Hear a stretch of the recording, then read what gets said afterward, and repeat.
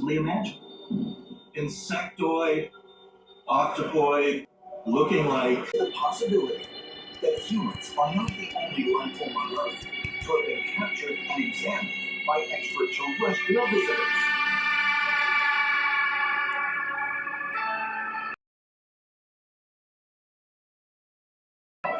Introduced the world to the theory of evolution with his book on the origin of species.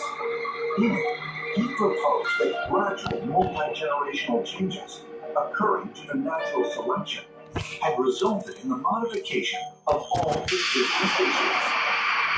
While scientists agree that this process does, in fact, take place to some extent, in recent years, evidence has been presented that suggests evolution of animal kingdom. There's one species of dog, but look at it, from Chihuahuas to St. Bernards to Bulldogs, everything in between. And all that has happened in less than 2,000 years. And this is crazy. This is like going from this generalized wolf-like creature into this huge variety of dogs. There are fossils of giraffes with short necks, and then you have the present, and there's no intermediate form. If you suddenly gave a giraffe a much longer neck than it had before, a lot of things have to change. Blood pressure regulation has to change. It's got to have a different heart. It's just going to be eating different things with a long neck. All of that software for the animal has to be rewritten. And you're telling me this all happens overnight. Ancient astronaut theorists propose that if some, or possibly all of the life forms on Earth, cannot be explained as the product of natural selection or evolution, it may, in fact, offer proof of not only intelligent design, but also the ability to extraterrestrial intervention. And they say the overwhelming evidence can be found by examining the practices of ancient cultures all over the world.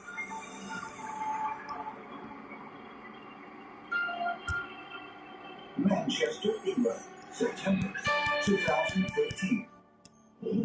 Researchers from the University of Manchester used the latest medical imaging technology to reveal the first look inside more than 800 mummies from ancient Egypt.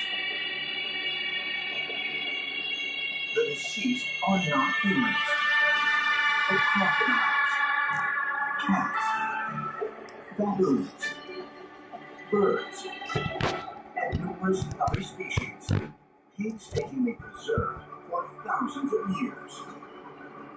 When we think of mummies, we tend to think of people being mummified. And what we actually didn't find out is that the Egyptians also mummified a tremendous amount of cats, dogs, alligators, and all sorts of things were being mummified in ancient Egypt. The mummification of animals was so pervasive that in 2015, archaeologists discovered that a catacomb underneath the temple dedicated to Anubis, the canine god of the dead, held a staggering 8 million dog mummies. The dogs were thought to have a direct connection with Anubis, the lord of the underworld.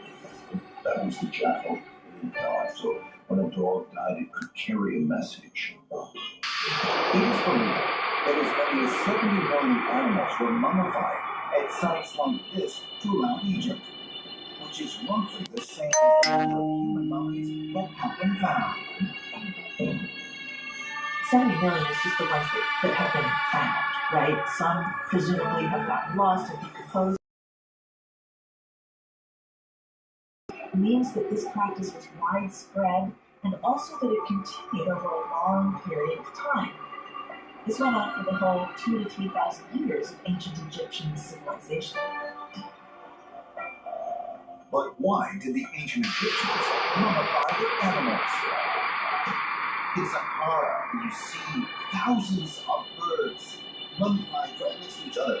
Thousands of them. The reason that huge amounts of animals were mummified in Egypt was because they believed those animals were sacred.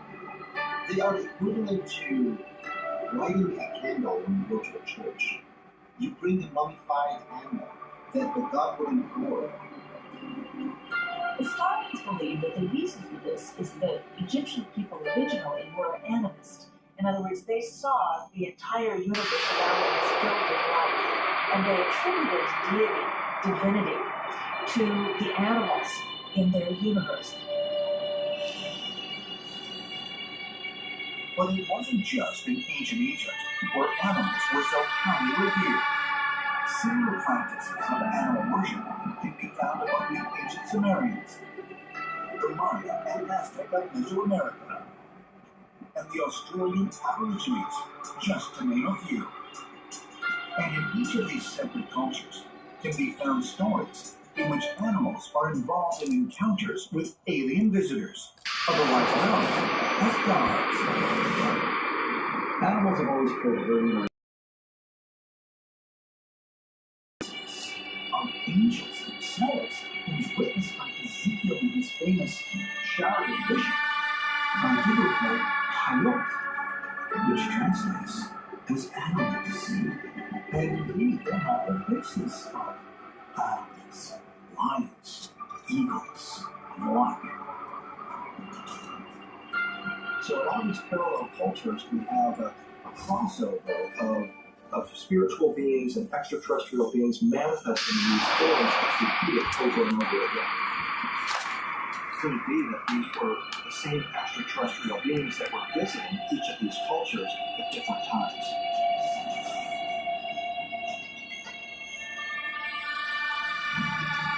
If cultures all across the world revered animals as having a connection with gods that came down from the sky, could this be evidence that certain earthly creatures possess a link to extraterrestrial entities? Ancient astronaut theorists say yes, and suggest that some of the planet's non-human life forms may even be directly related to mankind's ancient alien ancestors.